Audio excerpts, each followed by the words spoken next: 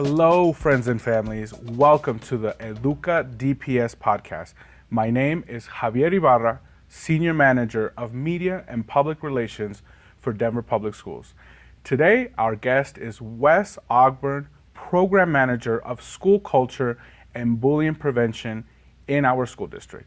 So just a little bit of background knowledge for today's episode. According to the website Stopbullying.gov, when adults respond quickly and consistently to bullying behavior, they send the message that it is not acceptable. Research shows that this can stop bullying behavior over time. Parents, school staff, and other adults in the community can help kids prevent bullying by talking about it, building a safe school environment, and creating a community-wide bullying prevention strategy. So with that, I wanted to introduce everyone to Wes. Wes, tell us about yourself. Yeah, thanks Javier. Thank you all for having me here. Absolutely. So yes, my name's Wes Ogburn. My preferred pronouns are he, him, his. I like to say that my preferred divas are Bjork, Beyonce, and Dolly Parton. I like that. Yeah, I'm a social worker by trade. I've been working with Team DPS for 7 years and Team Humanity for 37 years. Wow. Yeah, so in my spare time, I love getting out and doing all of the Colorado activities, getting out in nature, climbing, skiing, all of that. I come from an Air Force family, so I grew up all over. Wow. And it really instilled in me an appreciation and respect for diversity, inclusion, and different cultures. That's fantastic, Wes. Thank you for sharing that. I want to get right into it.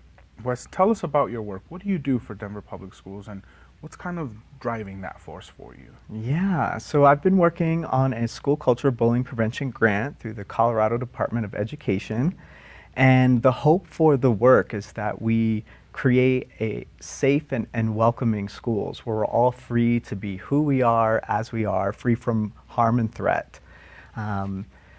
That authentic kindness is a way of being, and that our academic environments call us to our best and greatest selves. I've had the privilege of working with several district and school teams to understand our organizational culture, as well as the cultures that enter our spaces, right, our communities. So what's working, what's not working, for whom is it working, and what are opportunities that we can see to improve the experience for everyone. So big shout out to the Climate and Safety Team, which is the department I sit under, and also to the Family and Community Engagement Team, school teams, the Culture and Equity Leadership Team. These are some district teams that I work really closely with. And also a big shout out to our middle schools where bullying oftentimes is most prevalent. Bear Valley, Lake, Hamilton, Merrill, Skinner, Maury, West Middle. Shout out to them. I appreciate you saying that about the middle schools, because I really want to get into that in a later question that I have for you. Yeah. But my question, and I think the audience will really want to know this, is you have a very nice, fancy title, very cool title. But in there's the word culture. So, Wes, my question to you is, why is school culture in your title? Yes, and it comes first. And the reason for that is we must focus first on creating a culture, a school culture, an organizational culture where we can be our most authentic and our best selves. And in that, bullying doesn't live. So the bulk of the work sits there. It's big work, and it takes intentional and consistent effort over time. And at the core of it is trust and safety. Can I trust that you have my best interests in mind? Can you trust me that I have your best interests in mind? Can we collectively trust each other that we're working towards the same goal? Thank you for clarifying that. I want to get into this word specifically, another word that we've been talking about so far, and the word is bullying, right? So my question to you is, what is bullying exactly? What is it defined by? What is the perception our families are seeing it as? Yeah, this is an important part of the work because it can be conflated with different related behaviors. So bullying is intentional harm repeated over time where there's an imbalance of power that exists between the two parties. And so it usually means that one party will need help or support in the dispute because there's an imbalance of power. And harm can take place in written, verbal, physical, and social forms. And power exists in a variety of ways. It's embedded in the social context of race, class, gender, economics, titles, sexual orientation, and gender identity. Some definitions of bullying would say that harm is being caused, whether or not intent is there, but that if harm is being perceived or received for one party, that's an important piece to remember as well. So bullying can occur with both our students and also with our adults. So it's important we examine and improve our adult culture along with thinking about our student culture. There's a lot of fancy words in there, right? I wonder if our students understand that definition. I think it would be very interesting to see what we can talk about that. I just wanted to highlight that it's, when you think about bullying, you can basically be bullied for anything, right? Sure. And you mentioned, socioeconomic class, race, gender. I mean, it's all sorts of things. And at some point, it's, what is the root cause? Yeah. That's very interesting to me. My next question for you is, why is it important for us to understand and address it? Yeah. So at the core of bullying, or the threat or perception of bullying, is a destabilization of our sense of safety. And so when we think that bullying is happening or could happen, it signals to us danger. And when we're in our minds, like when we perceive a threat, biologically speaking, our system dumps out cortisol, adrenaline. Is that what they call the fight or flight response? Yes, yes. So it puts us in our flight, fight, and freeze response, and takes us away from being present and connected and able to show up in life in a full way. It keeps us stuck and focused on survival. And so psychologically and socially speaking, we become disconnected from our hearts and from each other. And we have stories about not being safe in the world, that I don't have anyone I can trust, I'm alone. And this really impacts the way that we show up in the world, and in our schools impacts the way that we are able to learn and access content for learning and doing well in school.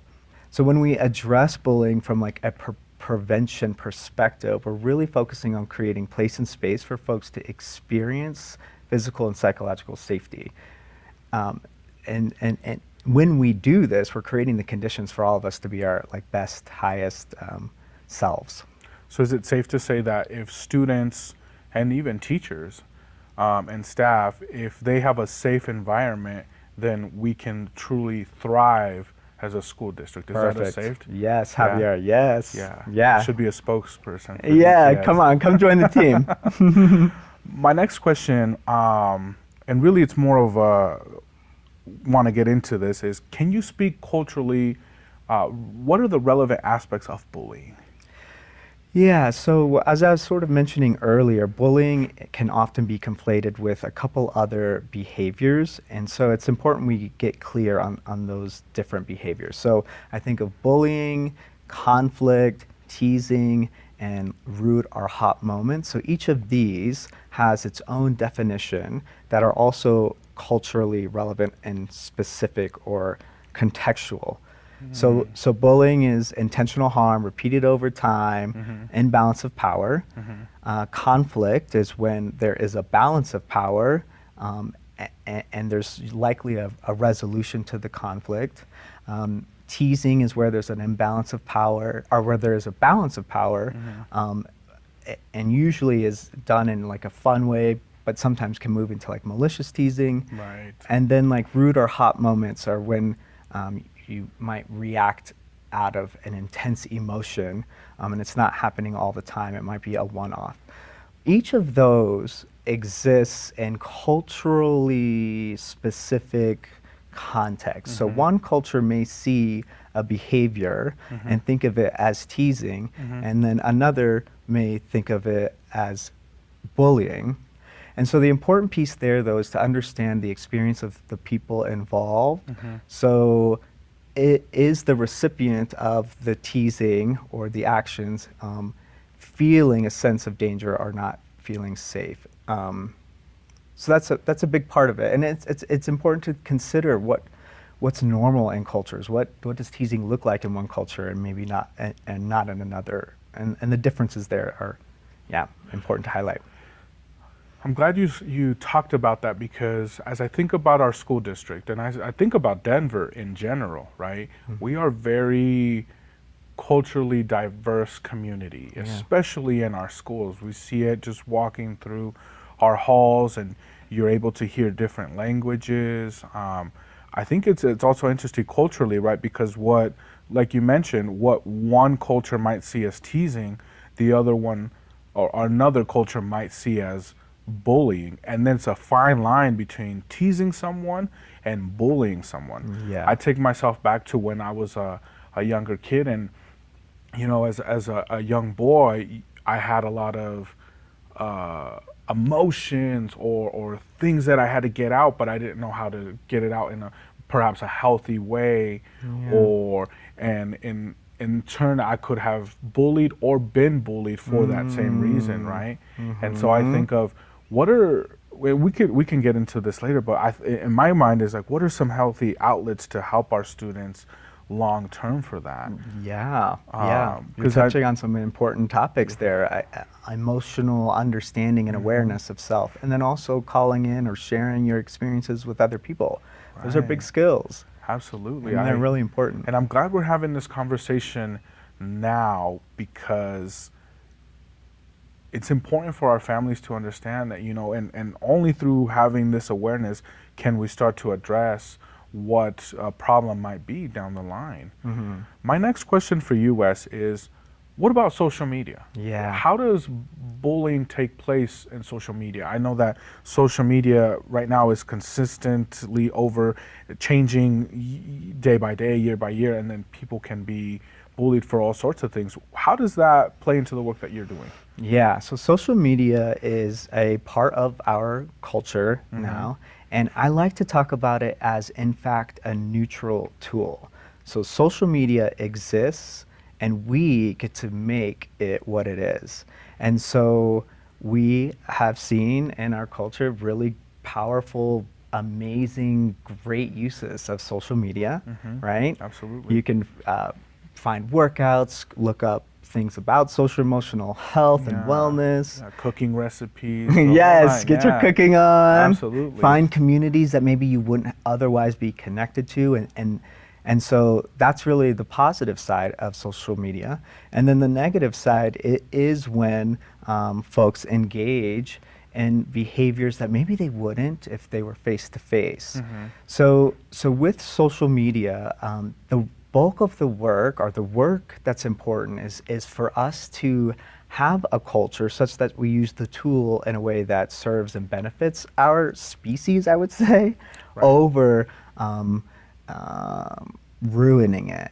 So when we think of working with our students and families, and I'm even thinking of myself, like knowing, what are my values first, what matters and is important to me, and then am I acting in alignment with my values on the social media platforms? It's easy for people to become mean or to bully other people when there's a bit of a barrier. And there's a lot of malicious behavior where people are really, I think of like taking images of people and making fun of them. And so that's really the downside. So the work there is first, having us in alignment with our values so that it then translates over into the online platforms. And then also like monitoring social media is kind of another way that we can sort of solve for some of the behavior that is undesirable online. Sure. Yeah. Wes, my next question for you is, and this is going to be a good one because I'm sure our families are going to really appreciate the sentiment behind this, but I'm sure all the parents, all the family members, even students are asking, how should schools respond to bullying? What does that look like? Yeah, well, so responding is one, but the start is that we have schools where the culture is that of kindness, of inclusion, of empathy. So starting there and prioritizing that when we think of school planning, when we think of like what we want to see. Like the visuals? Yeah, the visuals, school? Yeah, that's a part of it, but Yeah. like, envisioning school, like what do I really want to see happen in my school? What do I want to hear? What do I want to feel in the school building? So first focusing on creating that. Then having a response for when situations come up. So you investigate the claim, and then you respond according to what you find in the investigation, and you follow our discipline policy and procedure. And then we also work on supporting those involved. So like with the target, so the person impacted by it, you may have to do a safety check, mental health checks, and to ensure that, to understand the impact that on the student. And then we're also thinking about the offender, so the person who engaged in the behavior.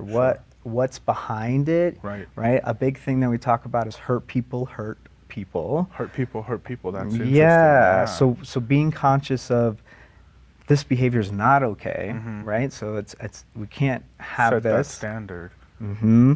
And then also what's going on? What's going on for you to act in this way? So. I like that approach because it tells our students that, one, we care, we see your behavior, but also we're not labeling them, right? We're not right off the bat. So because you bullied someone, we're not necessarily labeling you as the bully right off the bat, because hurt people, right? And so I think that that's a very unique perspective, because if I was a student and the, disciplinary is telling me, you are a bully, that's why you bullied. And so in my mind, I'm like, okay, well, now I have accepted that I am a bully. And so if that's part of my identity, now moving forward, well, what would a bully do? Well, a bully would do this, and then I continue moving forward because someone had labeled me early on, and I was too young to understand that. Yeah. I like that approach where we address it, right? Saying, hey, the offender, right? Because you did offend somebody, and now we are working to correct it so that you don't go down that path of a self-identity as a bully. Very interesting. Yeah, that's real important. And I want to also really make it clear too that we want to make sure that the target and those who witness, so the bystanders who can also be impacted by bullying behavior, are assured that safety is the priority and that they can be safe. So that they can speak up, because if they don't feel safe to speak up about it, if you, what's the saying that we use here at DPS? If you see something, say something. Yeah. Absolutely. Yeah. Wes, my next question for you is, what do parents need to know the most about bullying? So again, kind of going back to a prevention perspective, we all have a deep desire and need to be seen and heard in our fullness, our weirdness, so that we can feel free and safe. And from there, right, the likelihood of bullying is going to be decreased. And so I think the first message would be, how do I connect with my child in a way that is where they are seen and heard, and they feel that deep sense of like, I'm valued, right? So there's that, right? And there's so many different ways to do that. And then if situations come up, so if your child is being targeted, knowing the warning signs of that or possible signs that it's happening. So withdrawal from normal activities, changes in mood, changes in interest, It's important to get on that right away when you see something different in your child. Yeah, to notice it. So building that skill of like understanding what's kind of normal behavior for your kiddo, and then to notice when there might be shifts. So not wanting to go to school, behavioral outbursts, changes in mood, grade slipping could be indicators there. And then so what the things to do is to work with the school team, so our psychologists, social workers, the administration, the deans, teachers, to ensure safety for your kid and to make create a sense of safety and wellness for your kiddo. And it may require some additional work, but working with your school team on that. And then if your student is offending, it's also kind of raising awareness of what those signs might be. So is the kiddo like mean to his siblings? Are there any indications of kind of mean behavior happening in your purview, right? Okay. The other thing is, and so then you can work with your school teams as well to understand, help me, like what's going on. And I think there's a level of honesty, like, yeah, I think my child might be a bully. I've had situations where working with parents, they're like, yeah, my kid's kind of mean. And so being honest about that and having that acceptance and then moving to collectively work together to change that behavior. And then other strategies are monitoring social media. So there's different tools for that. Commonsensemedia.org is a huge resource for parents, for school teams that I suggest that to be used. It has lots of different materials and resources for social media stuff. And then there's also Safe to Tell, which is a website to anonymously report situations. It comes to our Department of Safety and to our school teams. I just want to reiterate how useful Safe to Tell is in our school district because of Safe to Tell, we have been able to prevent a lot of bullying and further actions towards other students. And so I want to reiterate that for the people listening to the show right now is, Safe to Tell is a great resource for our school district. Yeah. Wes, is there anything else you want to add? I think the spirit of the work is to stay weird, to stay brave, and to stay kind. Thank you so much for that, Wes. Well, thank you for your time. Thank you for talking about this very heavy topic, right? If you feel the tone of this podcast today, it's a heavy topic, but it's also a hopeful topic in the sense that we have resources, we have people working, we have a whole team working to stop bullying prevention at DPS. And so I think that that's important for our listeners, for our stakeholders, for our families to know. I want to thank everyone for joining us today, and this concludes our EDUCA DPS podcast. I want to ask everyone listening or watching on YouTube to please help share this particular episode, but also all of our EDUCA podcast episodes. And as always, this is the English version. We also have a Spanish version for those who are able to or listen to or prefer to listen to and watch in Spanish. So again, my name is Javier Ibarra. This has been the EDUCA DPS podcast. Thank you for joining us.